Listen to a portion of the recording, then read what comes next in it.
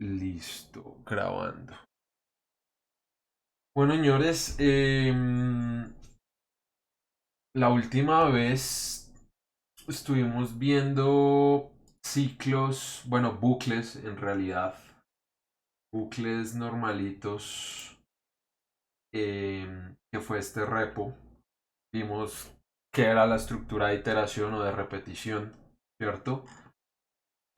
Vimos los bucles while y las diferentes maneras de trabajar el ciclo, utilizando banderas, definiendo bien las condiciones, tratando de implementar un do while por código, ¿cierto? Vimos lo que hacía continue, break y eh, quedamos ahí. Creo que este último era que uno ingresaba, hasta que uno no ingresara a cero, seguía sumando números. Y había un reto. Para ver cómo funcionaba el tema de los bucles. No era tan difícil, tal vez requería un poquito de tiempo, pero pues bueno, más adelante miramos si hay duditas al respecto de los ciclos while. Eh, Hoy de pronto hay personas que ya se tomaron la molestia de revisar. Vamos a ver esta clase es bucles 2.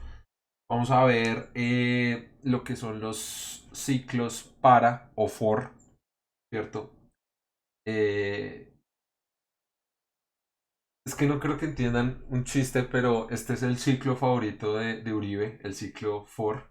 Y pues los que sepan un poco de historia tal vez se estén riendo o tal vez estén diciendo que chiste tan malo, pero bueno.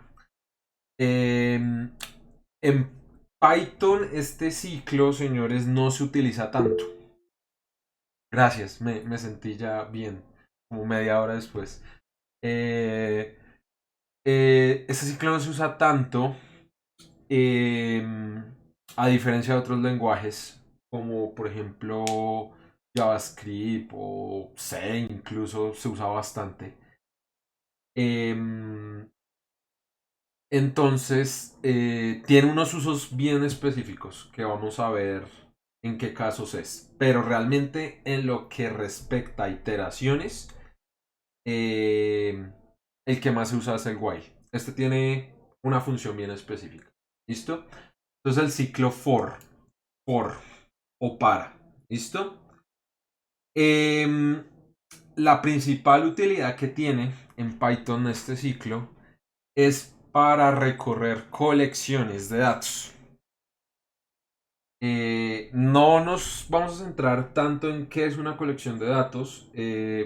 Hasta el momento nosotros hemos visto las estructuras de información básicas en Python, que son variables enteras, reales o bueno, flotantes, strings o caracteres y, y variables booleanas.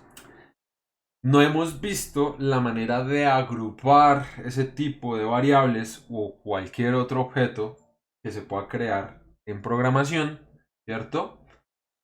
Y crear una colección de hechos. Es el próximo tema dentro de una semana, que es arreglos, que sería la primera colección de datos. Pero básicamente una colección de datos es un conjunto de datos, puede ser del mismo tipo, de diferente tipo, ¿listo? Pues yo los agrupo y los guardo en una estructura mucho más grande. ¿Sí? Básicamente es una colección de datos. Hay varias formas de hacer colecciones de datos en Python. Las tres principales, y solamente tómenlas como conocimiento general ahora, más adelante vamos a profundizar en ellas, son las listas, las tuplas y los diccionarios. Esas son las maneras de hacer colecciones de datos en Python. ¿Listo?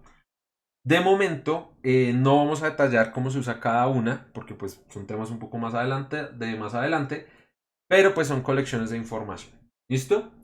Entonces, el ciclo for se va a utilizar para recorrer esas colecciones de datos. Entonces, como yo tengo una colección de datos, el for me sirve para ir recorriendo elemento a elemento lo que yo tengo almacenado en esa colección de datos. ¿Listo? Y pues poder utilizar lo que está ahí adentro. Entonces necesito recorrer los 10 primeros elementos de una colección de 20. Entonces con un for lo puedo hacer. Que necesito el elemento 5 al 10, con un for lo puedo hacer. ¿Listo? Entonces la función principal es recorrer esas colecciones y hacer, bueno, ¿cómo se llama eso? Un retrieve, como traer los datos de esa colección. ¿Listo? Eso es básicamente el ciclo for. Entonces sirve para recorrer y es un poco diferente al que de pronto haya visto en C++ o en C, que uno definía un índice y comenzaba a decir recórrame desde aquí hasta acá y avance a tanto. En Python no va tanto de esa manera. ¿Listo? Entonces, el uso para, o bueno, la sintaxis para poder realizar ese recorrido de los colecciones es algo más o menos de este estilo, esto es pseudocódigo, más o menos. Entonces tienen un bloque de información anterior, tienen la sentencia del for, y miren acá cómo funciona la cuestión. Tienen la colección de datos que van a recorrer, y acá es el elemento que están recuperando. Y este in simplemente es un operador de pertenencia que nos trae el elemento que está dentro de esa colección. ¿Listo? Y aquí adentro del for, miren que aquí hay una estructura de dos puntos, es decir, crea un nuevo bloque de información. Podemos hacer lo que queramos con ese elemento que traigamos de la colección. ¿Listo? Entonces realmente un for en lo que respecta a Python es relativamente fácil de utilizar en lo que respecta a estructura. Simplemente se usa la palabra reservada for, se declara aquí un identificador válido, se usa la palabra reservada in y se coloca la colección que se quiera recorrer. Nada del otro mundo. ¿Listo? Acá está la explicación de cómo funciona esto, ¿cierto? De qué es cada uno de los elementos que está dentro del ciclo. Cosas importantes es que si yo dejo correr el ciclo, él va a iterar tantas veces como elementos tenga la colección que yo estoy recorriendo. Entonces, si yo estoy recorriendo una colección que tenga 100 elementos, el ciclo se va a ejecutar 100 veces. ¿Listo? A no ser que yo por dentro del código defina algo que haga que esa lógica no se ejecute de esa manera, un break, un salto, lo que sea. Pero por defecto, esto se va a ejecutar la cantidad de elementos, bueno, se va a ejecutar la cantidad de veces igual a la cantidad de elementos que tenga esta colección. Si la colección tiene un elemento, se ejecuta una vez. Si la colección es vacía, no se va a ejecutar nunca. Si la colección tiene 1.000.000 de elementos, en principio el for se ejecutaría 1.000.000 de veces. ¿Listo? Entonces, eso tenerlo bien presente. En esta estructura de for funciona de esa manera. En español castizo, podríamos decir que el ciclo for se puede traducir de esta manera. Para cada elemento en la colección, realiza las instrucciones en el bloque. Entonces, miren, for para cada elemento que estábamos analizando en, ¿cierto? La colección, haga lo que esté aquí. Entonces, es la forma de visualizar y entender cómo funciona ese ciclo for. Entonces, para cada elemento en la colección, realiza las instrucciones del bloque. ¿Listo? Eso es básicamente un ciclo for. ¿Listo? Aquí algunos podrán decir, me faltó indentar, ¿sí? Más tarde lo corrijo o si alguien lo quiere corregir, porque el bloque debería ir indentado uno hacia la derecha. ¿Listo? ¿Hasta el momento hay alguna duda del primer uso y casi único que va a haber de lo que es un ciclo for en Python? ¿O está claro? Profe, yo tengo una duda. Señor. Digamos, si quiero recorrer la colección, este recorrido siempre empieza desde el elemento cero, o hay alguna forma de trasladarlo.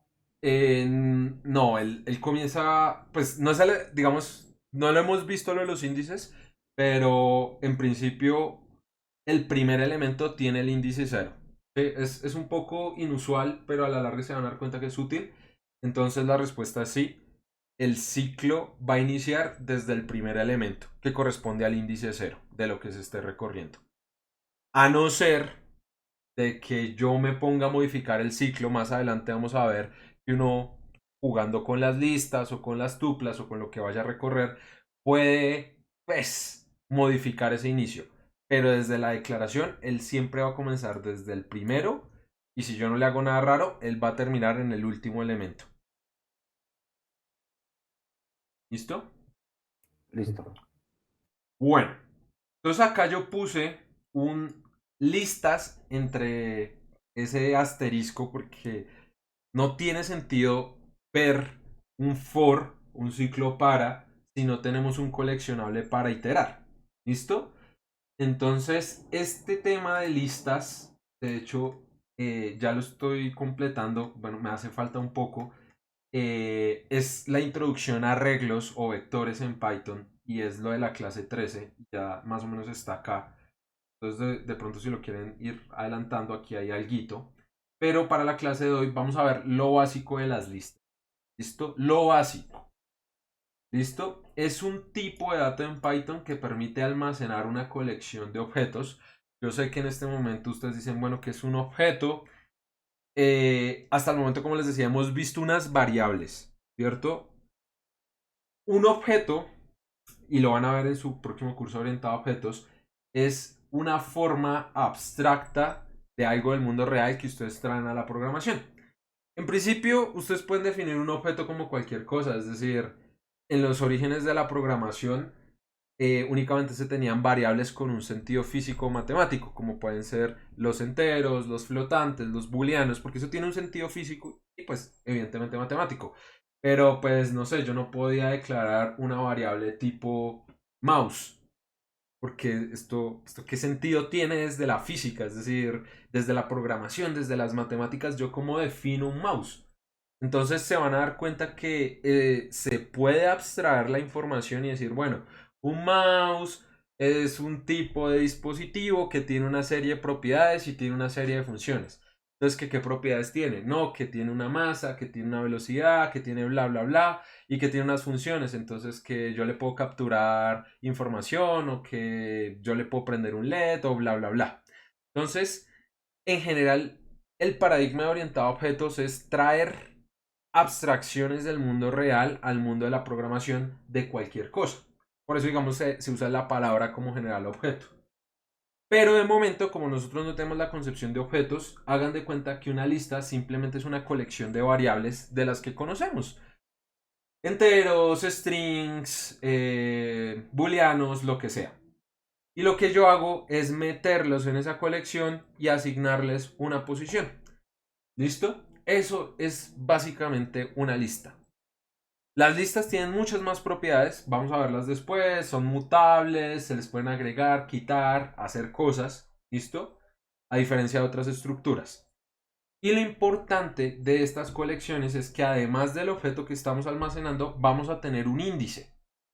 Entonces, si tenemos un arreglo de cosas, una colección de cosas, y en la primera posición guardo algo, ya no me voy a referir al elemento que está aquí guardado, sino a la lista y a su índice. Entonces, si yo tengo en la primera posición, no sé, un entero, voy a llamarlo como la lista en su índice número 1 y me lo puedo traer. Entonces es mucho más fácil porque pues yo guardo un mundo de cosas, no me importa qué estoy guardando y ya ahora lo único que tengo que hacer es llamarlas por su índice. Y eso nos da muchísimas ventajas porque pues primero están ordenadas dentro de una colección que tengo guardada, las puedo recorrer con facilidad y pues bueno, pues manejar índices es más fácil que manejar otro tipo de referencias. ¿Listo? Entonces, imagínense el ejemplo típico de guardar cosas en una maleta. ¿Sí? Y que la maleta sea una de esas tulas grandísimas en donde ustedes meten y meten vainas, pues difícil ir a buscar las cosas y traerlas. Ahora, si ustedes tienen una maleta con muchos bolsillos y guardan una cosa en cada bolsillo, pues cuando ustedes van a ir a sacar las cosas de la maleta, usted ya dice, ah, yo guardé mi lápiz en el bolsillo uno. Entonces no necesito ir y buscar entre todas las cosas, sino solamente necesito ir al bolsillo uno y sacarlas. Entonces, en realidad, a nivel de programación, guardar variables o guardar objetos en formas de colecciones nos da muchas ventajas. ¿Listo? Y esa analogía de la maleta creo que es una de las que mejor se entiende esto. ¿Listo? Por eso aquí puse el disclaimer de que lista se va a ver con más detalle pues cuando veamos todo lo de arreglos y matrices. ¿Listo? Las listas tienen una forma especial de declararse. Aquí ya digamos que no hay que hacer tanto tipeo estático porque al momento de declararlas él entiende qué tipo de objetos está declarando. Y fíjense que para declarar una lista utilizamos corchetes cuadrados. Me gusta llamarles brackets, pues es como la forma adecuada, brackets. Paréntesis los circulares y corchetes pues los que son la figurita, bueno, la figurita curvita.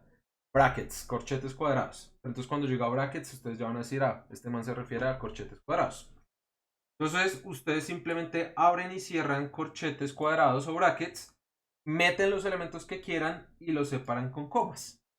Entonces miren, acá tienen una lista que tiene almacenadas tres variables de tipo cadena de caracteres, donde la primera posición es el string que corresponde a tomate de árbol, la segunda maracuyá y la tercera guayaba. ¿Listo? Entonces es una lista con tres elementos de tipo string. Nada del otro mundo. ¿Y cómo la declaro? ¿O cómo entiende el intérprete que yo estoy declarando una lista? Utilizando los brackets. Yo no necesito decirle como fruta, dos puntos, lista. No. Al declararla con los brackets cuadrados, él ya sabe que estoy hablando de una lista. ¿Listo? Entonces, como de costumbre, yo les había dejado. Eh, yes. Yes. Yo les había dejado. Por este. em, yo les había dejado aquí un archivito, todos ya lo tienen, me imagino, con los ejemplos. Pues voy a ejecutar esta vaina. Entonces van a decir, bueno, pues no nada. Obviamente no pasó nada, pero pues si ustedes van e imprimen la lista de frutas, ¿ven? Desaparece lo que está ahí contenido. Tomate de árbol, maracuyá y guayaba. ¿Listo? Voy a improvisar, yo no sé si funciona, espérenme a ver, es que no me acuerdo si esto... No, después me pongo a inventar y no me salen las cosas. Espérenme, busco una cosa rápido y ya les digo. Type object.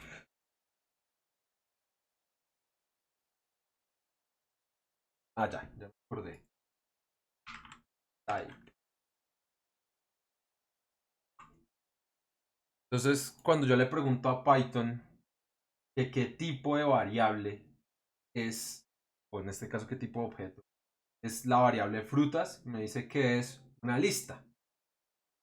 Esto es un poquito más avanzado, todavía no lo tengan en cuenta, pero si por ejemplo yo le doy a la lista un índice, el primero, él me va a traer eso. Me va a decir, uy, eso es un string. Si ustedes se dan cuenta, el primer elemento que está dentro de la lista es una cadena de caracteres que es tomate de árbol. ¿Listo? Entonces es como para entender cómo declarar una lista en Python. ¿Listo? Por favor, prueben que todo les funcione. ¿Listo? Entonces pueden hacer listas de lo que quieran. Que si quieren números, entonces simplemente le ponen números y los separan con comas.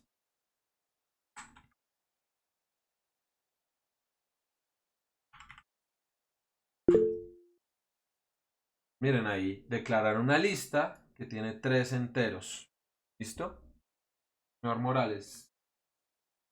Profe, o sea, por ejemplo, cuando no me acuerdo en anteriores ejercicios, digamos como que había que poner muchos números, o sea, no se puede como hacer de tal número hasta tal número y tomarlos uno, o sea, digamos el que yo necesite tomarlo de esa lista. Más adelante vamos a ver cómo hay una función que me genera a mí. Bueno, técnicamente no son listas, son enumeraciones que, por ejemplo, yo le digo, necesito que me genere una del 1 al 100 y él ya me la genera toda, sin yo tener que definir 1, 2, 3, 4. Más adelante en este caso está eso. No sé si eso es a lo que se refiere. Sí, sí, sí, profe, muchas gracias. Entonces ustedes le pueden meter lo que quieran a sus listas. No necesariamente tiene que ser un mismo tipo de objeto. Yo aquí también le puedo poner 4. Y fíjense que dentro de la lista está 1, 2, 3 y 4 como string. ¿Listo? Porque una lista es una colección de variables. Prueben que les funcione. Aquí. Listo. El operador de pertenencia, y lo puse como membership, aunque membership suena como a suscripción de las que uno paga, pero me gustó la forma de que lo expresaba. Utiliza la palabra reservada in y permite validar si un elemento hace parte de una lista o de una colección. Puede ser también una tupla más adelante. Vamos a ver que también funciona. Entonces, ¿cómo es la sintaxis? Simplemente uno pregunta o utiliza una variable, un objeto, usa el operador, la palabra reservada in y se refiere a la colección que quiere analizar. Entonces, miremos sus ejemplitos de código. Acá están. Miren, ejemplo 2. Definí la misma lista y en la primera línea yo aquí estoy preguntando, ¿maracuyá está dentro de la lista? Entonces se pone a mirar, maracuyá sí está. Entonces aquí debería haber un true. Pero después yo pregunto, ¿fresa estará dentro de la lista de frutas? Pues no está, entonces me va a dar un false. ¿Sí ven? Yo también le puedo hacer otra pregunta, no sé, print. ¿1 está dentro de frutas? Va a responder que no, porque está ahí. Le puedo preguntar, no sé, eh, maracuyá está dentro de frutas. ¿Qué dicen? ¿Verdadero o falso? Esta última línea. Claro. ¿Seguro? Falso, digo yo, porque es maracuyá con minúscula, no, eso afectaría. Claramente tendrá false, porque es exactamente la variable como está definida lo que estoy analizando. Acá yo puedo hacer lo mismo. Entonces, no sé, miren, por ejemplo, print. No sé, le pregunto, ¿1 está dentro de números? Y dice que sí, sí está, pero le va a preguntar, no sé, 10 está dentro de números, me va a decir que no. Entonces, el operador in sirve para verificar si un objeto está dentro de una colección de datos, en este caso una lista. ¿Claro eso? ¿Claro lo que hace el operador in?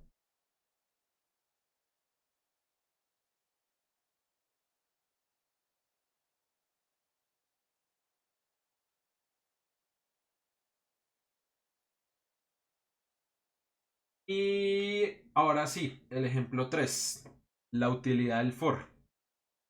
Entonces, si yo ya tengo una lista, que pues no es otra cosa que una colección definida, y quiero recorrer todos sus elementos, entonces utilizo el ciclo. Fíjense. Entonces, para este placeholder que pongo ahí, puede ser cualquiera, ya vamos a ver, dentro de frutas, haga esto. En este caso es para cada elemento F va a ser el elemento que yo traiga de la colección en este caso la lista, imprímalo. ¿Listo? Entonces, si volvemos al código y vemos eso funcionar, ven acá, tengo la lista, estoy diciendo para cada elemento que esté dentro de frutas, haga esto. En este caso es imprímalo. Si ustedes corren eso, le va a imprimir elementos. O pueden llegar y decirle elemento, espérenme, elemento más eso. ¿No? Entonces, este placeholder de acá A ver si me funciona. Yo no sé si no va a funcionar. Puede que no. A ver. Sí, sí funcionó. Eso puede ser cualquier cosa. Mira, ahí yo estoy colocando un placeholder que es un underscore. Pues yo le puedo colocar fruta. ¿Sí? Esto es solamente, llamémosle una variable pivote, que va a servir para almacenar el elemento que yo traiga en cada iteración del ciclo. ¿Listo? Entonces eso puede tomar cualquier nombre. Menos, pues, nombres de otras variables que ya hayan definido y pues mucho menos el nombre de la lista. Porque estarían asignando el primer elemento a toda la lista y se les daña eso. Quiero saber qué pasa. Ya me dio curiosidad. Creo que va a fallar, pero probemos a ver. Creo que solo va a imprimir la primera. A ver, no sé qué va a pasar. Miren. Uy, no funciona. Pero no lo hagan. Es mala práctica. ¿Listo? Entonces, eso es la utilidad del ciclo for. ¿Listo? ¿Cuántas veces se recorrió esto? La cantidad de elementos que había. ¿Listo?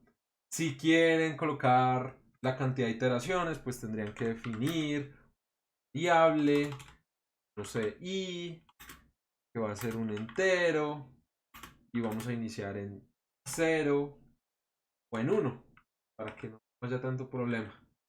Entonces, elemento, número, ya saben, lo de siempre, str,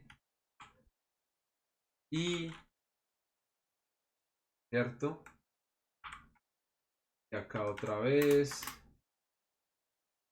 tan, y acá le decimos ahora i igual 1 para que vaya avanzando cada vez que itere. ¿Listo?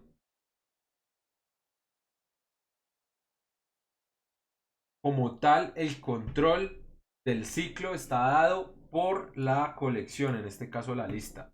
Ustedes no controlan los índices ni nada de eso. ¿Claro cómo se utiliza un ciclo for, señores? ¿O hay dudas? Con el ciclo for ya no necesitaríamos utilizar el while, ¿no? O sea, igual nos suma el i y más igual 1, o Bueno, sea, digamos, es que depende para qué se va a usar, por eso les dije desde el principio. La función principal del ciclo para es recorrer las colecciones de datos, no para hacer otras cosas. Por ejemplo, ese validador de datos, el que utilizaba para que la condición del while, mientras que no sea igual, sígalo haciendo. Eso no lo puedo hacer con un for. ¿Sí? Entonces, hay que ver el caso de uso. Y de listo, vale. hecho, en conexión a lo que usted pregunta, acá ponemos cómo sería el equivalente de recorrer la lista utilizando un ciclo while, que es creo que el ejemplo 3, la segunda parte. Entonces, si ustedes se dan cuenta, toca declarar el índice que va a estar asociado a la cantidad de elementos que tenga la colección y colocar a iterar eso. Entonces, yo me voy a robar este print porque esto acá.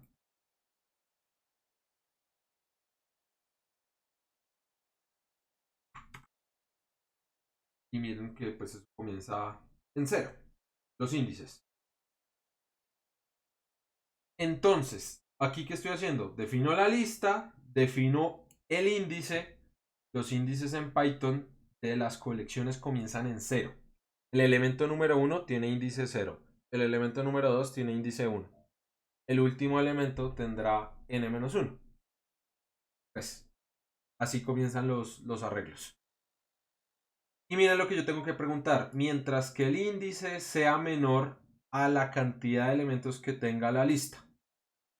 Entonces, antes de comenzar, ustedes pueden preguntar o pueden poner ahí cuántos elementos tiene esa lista. En este caso, pues les va a mostrar que tiene 3. ¿Sí ven? Tiene 3 elementos. Entonces, mientras que 0 sea menor a 3, y en la primera iteración lo que hace es poner acá un 0, Y se utiliza, lo vamos a ver más con detalle cuando veamos el tema de arreglos y listas, el operador de indexación para traer el elemento. Si vale 0, aquí me trae el elemento cuyo índice es 0, es decir, tomate de árbol. Y al final, pues para que este ciclo no se me quede iterando infinitamente, avanzo 1 en el índice. Entonces, si ustedes ven acá, este es el elemento, no número, sino índice. Entonces, elemento con índice 0 es tomate de árbol, elemento con índice 1 es maracuyá y el elemento con índice 2 es guayaba.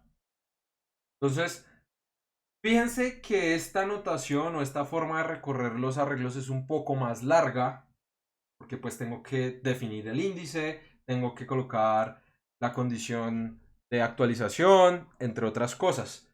Mientras que usando el for, obviamente omitan esto porque pues no iba, no es necesario, porque él va asignando cada elemento de la colección a la variable y los recorre todos.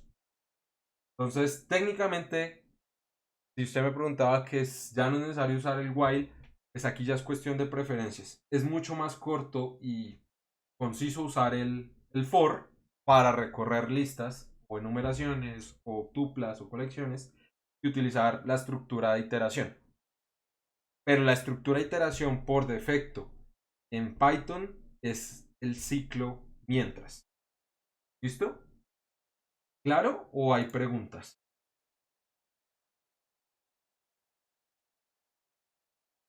¿Claro? Bueno, asumo que sí.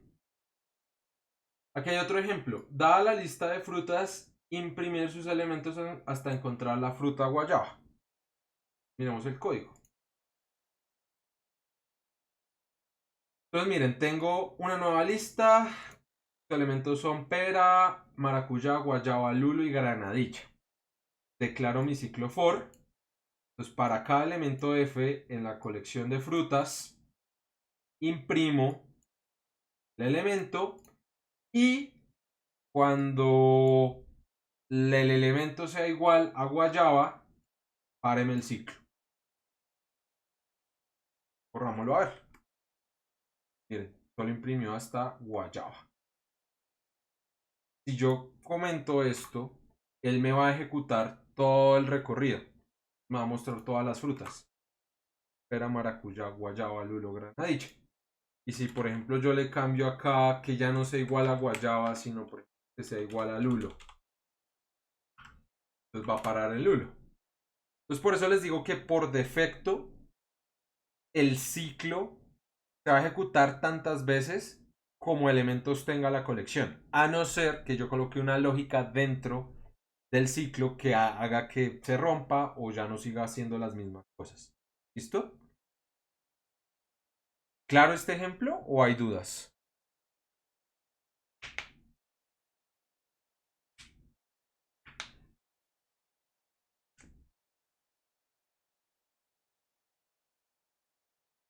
Bueno.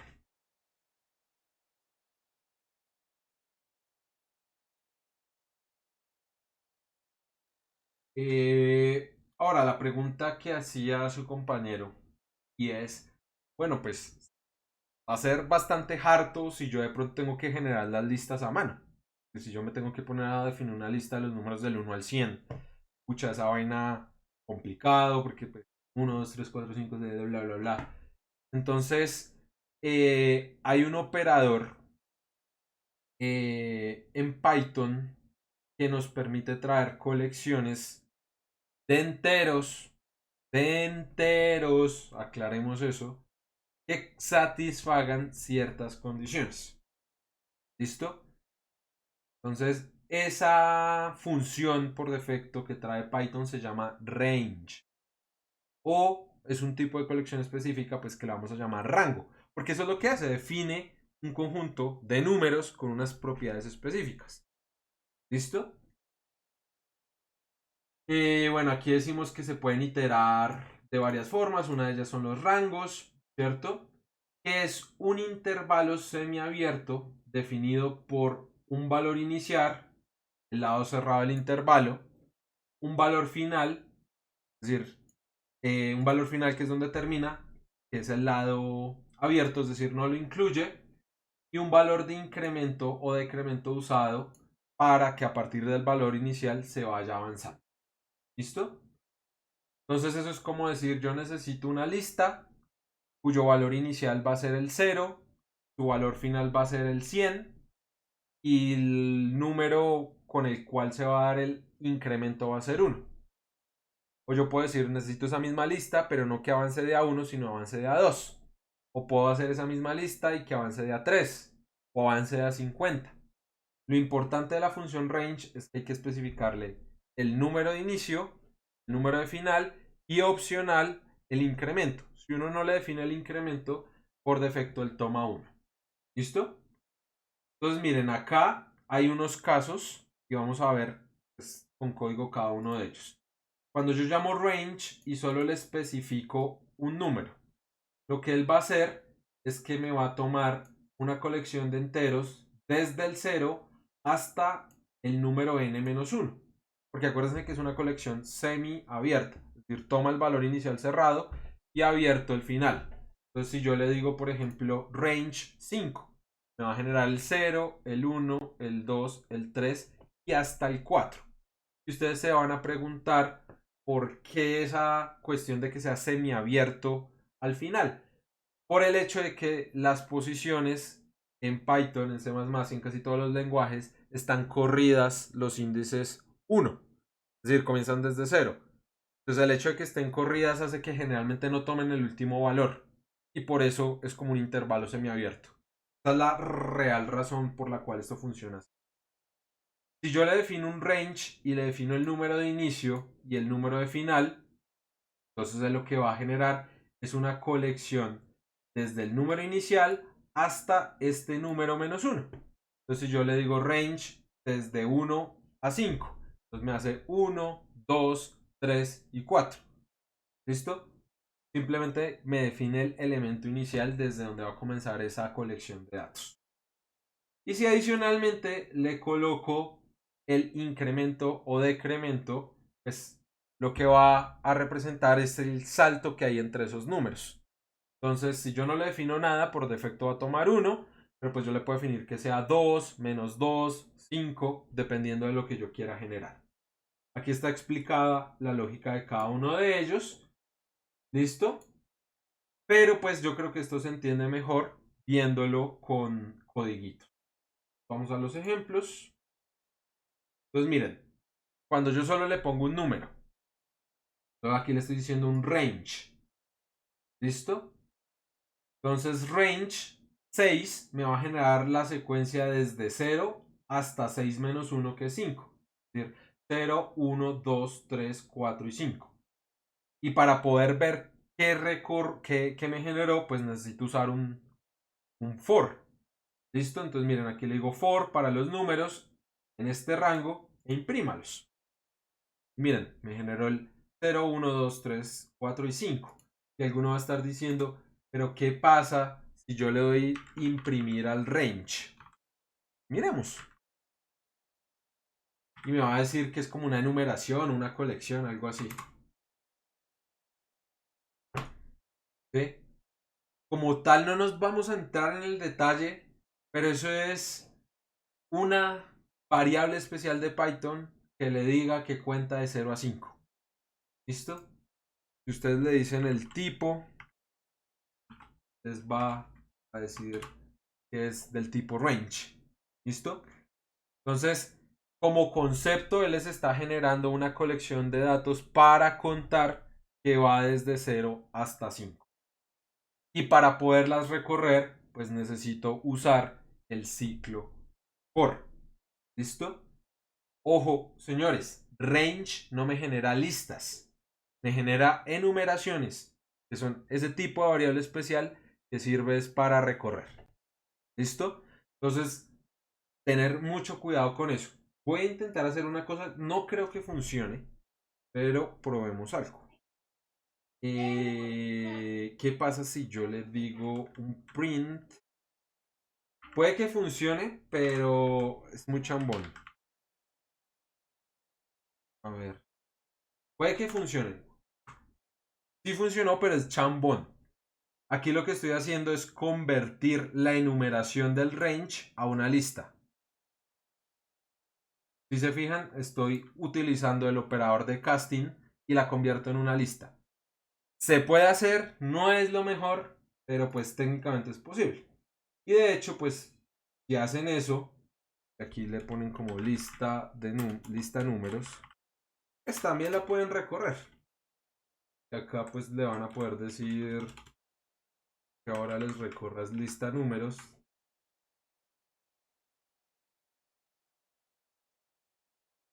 Y pues les va a hacer exactamente lo mismo. Range les crea la enumeración para recorrer, pero no es una lista. Ahí la convertí en una lista, pero tener eso presente. ¿Listo?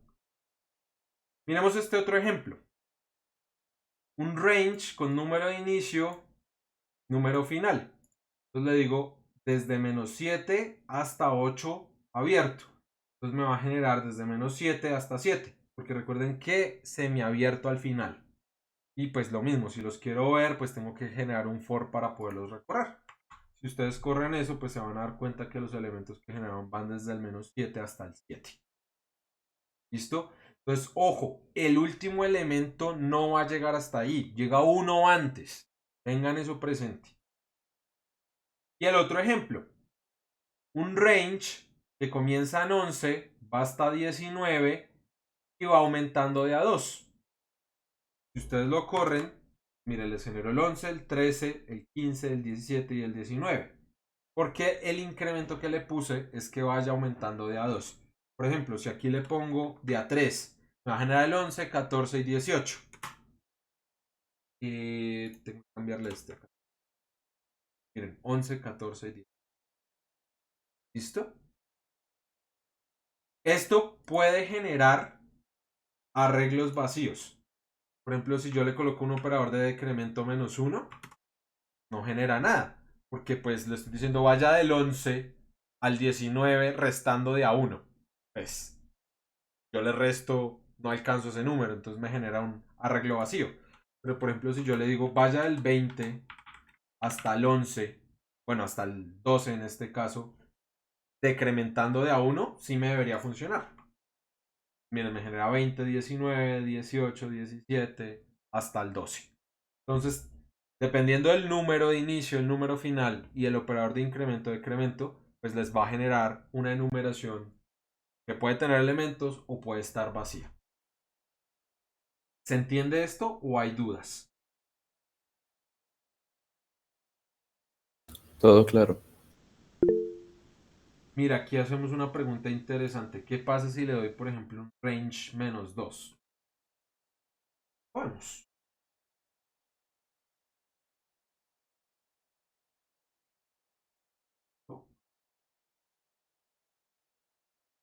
Miremos a ver qué pasa si le doy un for n in range -2. ¿Qué creen que va a pasar?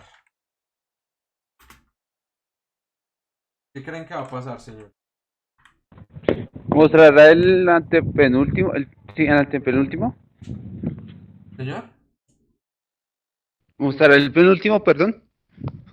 Yo tengo una teoría, no, ya la verdad ni siquiera lo he probado. Si yo no le recuerden que si yo no le especificaba sino solo un número, él me lo tomaba al final.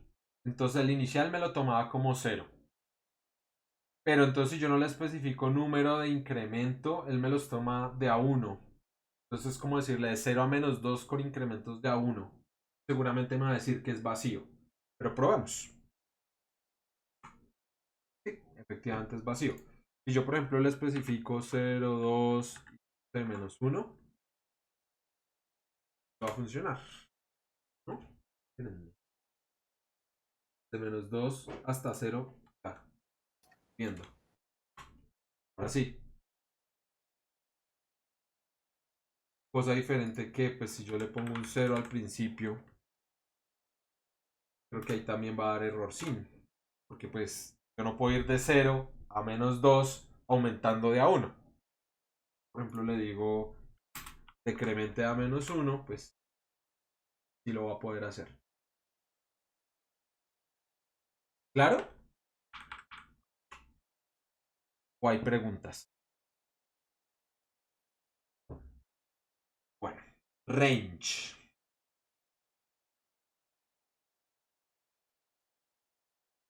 Listo, entonces los rangos se combinan perfectamente con la instrucción por, ¿cierto? Porque pues básicamente lo que estamos haciendo es que para cada número que tengamos dentro del rango, pues vamos a hacer una instrucción dada. O sea, aquí hay algunos ejemplos. Entonces, para cada número de esta enumeración, imprima. Entonces voy desde el -5 hasta el 5 de a 1. Entonces esto me imprime los números del -5 al 5. Vamos a ver si es verdad. Miren, imprime los números del -5 al 5. Para cada número o cada elemento del rango 10 a 0 de a -1. Entonces comienza en 10, va hasta 1 y va decrementando de a 1. Entonces 10, 9, 8 y me los imprime. A ver.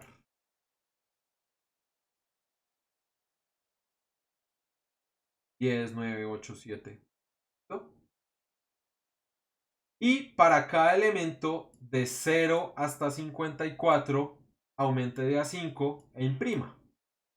Va a imprimir 0, 5, 10 hasta 50, porque pues el próximo sería 55, pero ya no alcanzaría, ¿no? Vemos. ¿No? Entonces, hay una congruencia bien interesante entre lo que se puede hacer con range y los ciclos for. Porque uno genera las colecciones y el otro sirve para recorrerlas. Entonces hay una sinergia ahí. ¿Listo? Listo. Este ejemplito de acá, me imagino que ustedes habrán visto esa historia de ese video típico del niño Gauss que tenía 10, 11 años, una miércoles así, y que lo pusieron a sumar los números del 1 al 1000. ¿Sí han escuchado esa historia? ¿Sí? No, no, la verdad. Uy, ¿qué No. les están enseñando de matemáticas en los colegios a ustedes? No, miramos a ver si está historia, niño, Gauss, suma.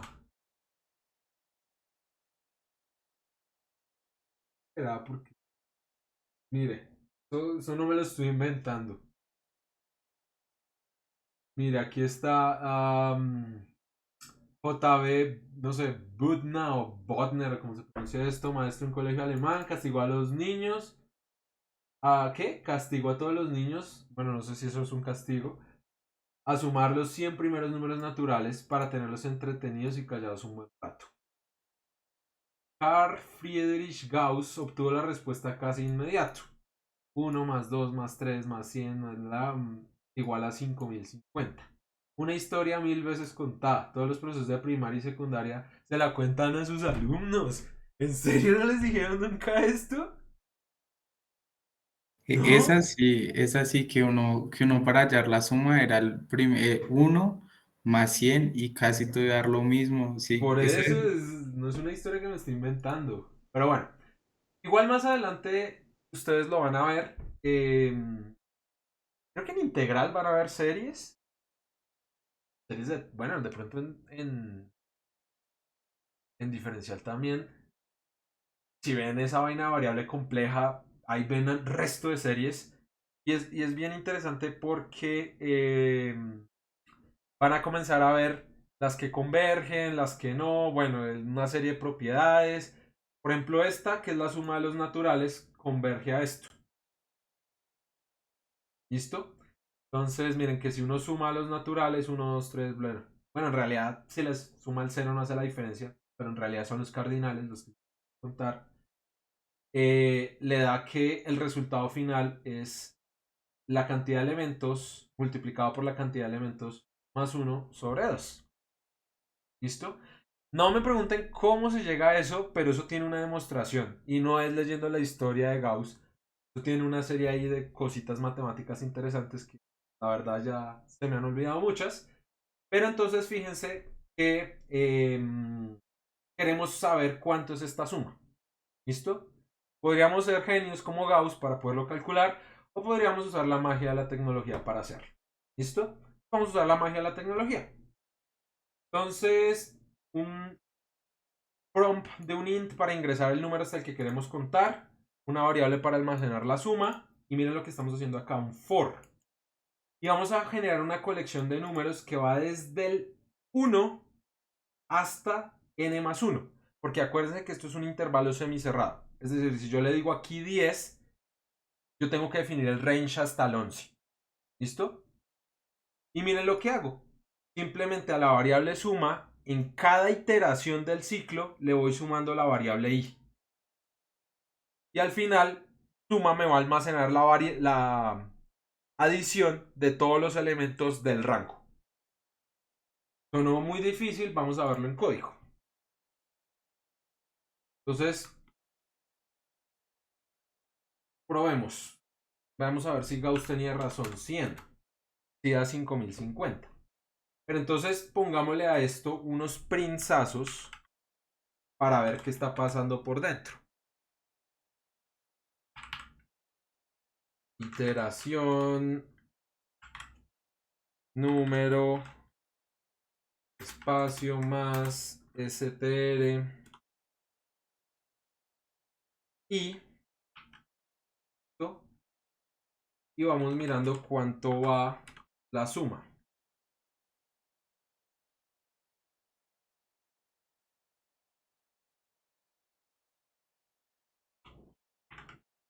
No lo hagamos para algo tan grande, hagámoslo por ahí para 10. Creo que da 55. Entonces en la iteración 0 pues no suma nada. En la iteración 1 55. Ya sé que 0, n más 1. Listo.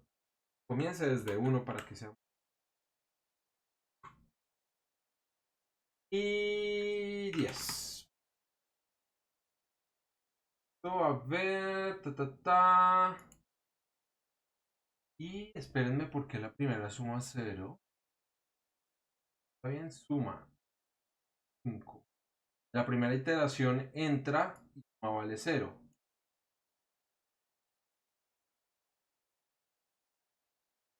Ya que todo. Claro, no es que la suma la estoy poniendo debajo. Y miren, listo. Yes. En la iteración 1, suma vale 1. En la iteración 2, 1 más 2 da 3. En la iteración 3, 1 más 2 más 3 da 6. En la iteración 4, 6 más 4, 10. 10 más 5, 15. 6 más 15, 21. Y así sucesivamente hasta 50. ¿Listo? Entonces, ¿es útil esto? Sí, porque me está generando la colección de números que yo necesito. ¿Y cuál es la operación que yo estoy definiendo? Pues que vaya sumando iteración a iteración. ¿Listo? ¿Se entiende esto o hay dudas?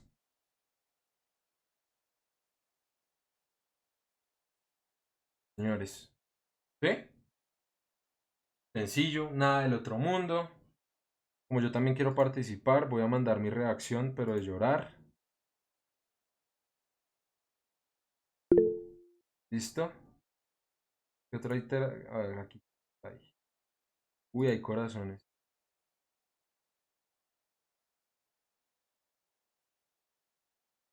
De Rick.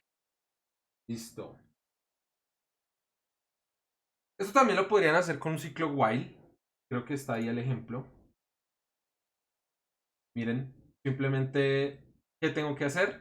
En lugar de definir un for y una enumeración, pues me toca a mí definir la condición de parada. En este caso es que pues un índice o una variable auxiliar se vaya sumando hasta que llegue el valor que yo necesito que llegue. En este caso es el valor que ingreso. ¿Cierto? Lo voy a robar de acá pues para que vean de manera.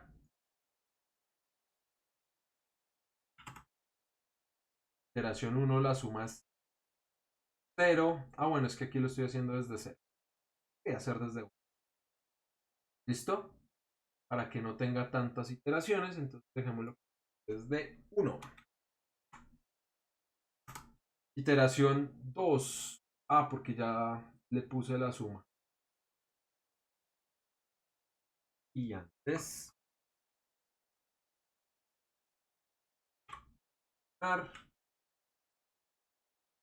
Iteración 1, 2 vale 3, 3 vale 6 y así hasta llegar a 5. Si quieren ir de fancies, no sé, hasta 600. ¿Eso cuánto dio? 18. ¿Y qué? 180.300. ¿300? Lo había puesto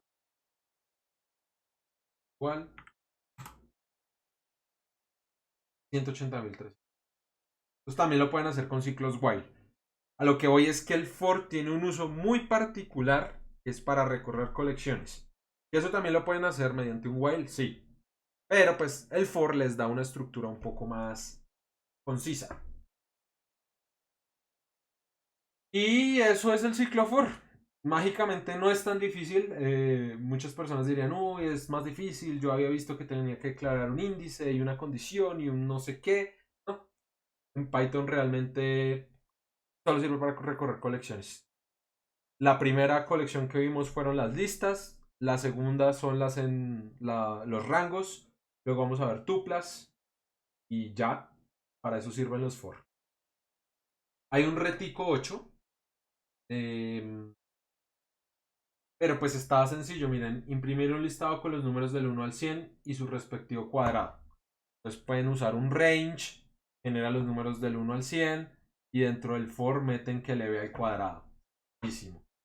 Imprimir un listado de números pares desde el 1 hasta el 999 y seguidamente impares del 1 hasta el 999 y los pares del 2 hasta el 2000. Generar los números pares e impares utilizando un range es súper fácil porque ustedes pueden controlar el salto, el inicio y el final. Súper sencillo. Imprimir los números pares de forma descendente hasta 2 que son menores o iguales al número natural. ¿Qué? Uy, esto no lo entendía. Imprimir los números pares en forma descendente hasta 2 que son menores o iguales a un número natural n mayor a 2 dado. Ustedes dicen, no sé, 10. Y tienen que ir imprimiendo los números pares hasta llegar a 2. Sencillísimo. Pues puse mayor a igual a 2, pues porque pues si ponen 2 no solo imprimiría el 2, ¿no? O sea, Y profe, ahí utilizaríamos el while para hacer esa condición de que si es este menor. taller es con force. Bueno, este reto es solo con force. ¿Listo? Igual ustedes también pueden meter lógica dentro del for, no lo olviden. Imprimir los números del 1 hasta un número natural dado, cada uno con su respectivo factorial. Entonces, ustedes ya hicieron una función que calcula el factorial. Entonces, no sé, dicen hasta el 10. Entonces, generan su rango y dentro del for llaman a su función factorial y la van imprimiendo. Entonces, digamos que esto es para que vayan aplicando las cosas que han hecho. Calcular el valor de 2 elevado a una potencia n utilizando ciclos for. Esto es bien interesante porque básicamente una multiplicación o una potencia finalmente son respectivamente productos o sumas sucesivas. Entonces, no sé, para multiplicar 4 veces 5 es sumar 5 veces 4. Entonces, eso lo pueden hacer mediante una estructura de for. Y lo mismo elevar al cuadrado o lo mismo elevar a una n potencia. Entonces, la idea es que piensen cómo está esa operación y la sinteticen en una forma de un ciclo for. Acá está el caso general de una potencia. Aquí que haga las tablas. Eso lo sacan súper fácil con los rangos. Si se dieron cuenta, los rangos básicamente, pues, no sé, la tabla del 5 se genera súper sencillo. Es decir, por y in range, no sé, la tabla del 5. Qué sé yo, del 1 al 51 y que avance de a 5. que me imprima y tomen su... Ay, no, lo hice mal. Sí, entonces toca pensarlo bien. Porque es del 0, no es. Entonces les tocaría desde el 5. Y ya, tabla del 5. Súper fácil. Una línea del código para sacar la tabla del 5. Que la tabla, no sé, la más difícil. ¿Por ustedes cuál es la tabla más difícil? ¿La del 7? Sí, la del 7. Hasta el 71 y que avance a 7. Me imagino que sabrán las tablas, ¿no? Súper sencillo, con un ¿qué? Una línea de código. Y estas de pronto son lo más o menos difícil que se puede llegar a dar. Básicamente son aproximaciones de serie de Taylor de ciertas funciones matemáticas. Yo aquí tengo la esperanza de que todo el mundo sepa lo que es un exponencial, un seno y un arco tangente. Y estas formas de acá son aproximaciones de Taylor. Entonces básicamente aquí lo que les estoy diciendo, les puse esta miércoles de Maclaurin para confundir, pero en realidad son series de Taylor. Aquí lo que les estoy diciendo es listo, por ejemplo, calcúlense E a la 5. No sé eso cuánto es, eso debe ser como 80, estoy inventando. Entonces, esta aproximación de serie de Taylor lo que quiere decir es que yo utilizo pues el número al que estoy elevando la potencia, ¿cierto? Y una cierta cantidad de elementos. Entonces yo a la serie le puedo meter 10 elementos. Entonces tengo que mirar cómo son los 10 elementos, los sumo y eso aproximadamente debe ser igual a este valor. Muy similar a lo que estamos haciendo acá. Aquí estábamos haciendo una suma muy sencilla de a dos elementos, pero pues aquí ¿qué hay que hacer? Elevar uno a una potencia y dividirlo sobre un factorial. Cosas que ustedes ya saben hacer. Y suman todo eso, 10, 20, 50, la cantidad de elementos que necesiten generar. Y eh, quiero que prueben cuándo o con qué cantidad de elementos el error es menor a cierto porcentaje. Entonces, ¿eso qué quiere decir? Que yo puedo utilizar la función math para traer el exponencial o puedo traer la función exponencial también desde math, calculo el valor real, calculo la suma y digo con 36 elementos el error me dio este o con 10 elementos me dio este. Entonces quiero que se pongan a cacharrearle a esos ciclos for para que encuentren los errores que les estoy pidiendo. Eso va a ser diferente en cada caso. Acá pueden ser 5 elementos, acá pueden ser 20. Eso depende de con qué elemento prueben, ¿cierto? Si obviamente se van a poner a probar con todas las funciones evaluadas en 0, pues obviamente no van a necesitar casi ningún elemento. Entonces no tiene ninguna gracia. Pero si ustedes utilizan, no sé, un 0.5, un pi medios, en el caso de las trigonométricas, pues van a necesitar varios elementos de la suma para ver con cuántos llegan a este error que les pido. Esto es lo más o menos complicado de este reto. La idea es que lo intenten, que le cacharreen, que miren cómo es una expansión en series de Taylor. No es nada complicado, estas son las más sencillas. Y creo que, pues, si llegan a tener alguna duda de la notación, pues lo miramos en algún espacio. Pero la idea es que pongan a funcionar esos ciclos for que acabamos de ver. Y no lo pueden hacer con un ciclo, pues, para el que se pregunte por qué un ciclo for, porque fíjense que ustedes están definiendo un número 0 desde el que comienzan hasta un número n. Yo le digo, no sé, comienza de 0 y aproxímeme con 10 elementos. Genero un range y con esos pues son los elementos que tengo en i para probar en la sumatoria. Entonces por eso tiene que ver con los for, no tanto con otro tipo de ciclos. Entonces quiero que lo prueben, lo intenten, lo cacharreen, lo miren y pues cuando se den cuenta que si la aproximación de series de Taylor les da el valor, van a decir genial, aprendí algo chévere y aprendí que las series de Taylor también se les dice Maclaurin, pero pues en general es series de Taylor. Ese es el retico. No le he puesto fecha, por lo que como esto se suponía que se tenía que hacer hace algún tiempo, se hizo, entonces pues no sé, tal vez damos como 10 días que lo dando para los retos. Los retos. Quien no diligenció su reto en las listas que yo puse, ya délo como por perdido. Yo les pedí el favor de que en estas listas me colocaran sus datos y el link del reto para que estuviera más organizado. Y pues yo lo cerré en las fechas en las que pues les di. Entonces pues mi media de gente que presenta, supongo que la mayoría están acá, es como de 20 y pico. No sé el resto de gente que interesa. Acá están como los enlaces a los repos de todos los retos que se han dejado. Y lo mismo se va a hacer pues para el, el reto 8. Para los que se pregunten, igual ya le quité, ahora solamente lo pueden ver, no lo pueden editar. Nada sirve que entren. Daniel Alejandro, que de pronto a ver si lo puede editar. Entonces, esa es la dinámica del reto 8. Voy a dejar hasta acá. El resto pues no lo voy a grabar para que pues vuelva a extremar.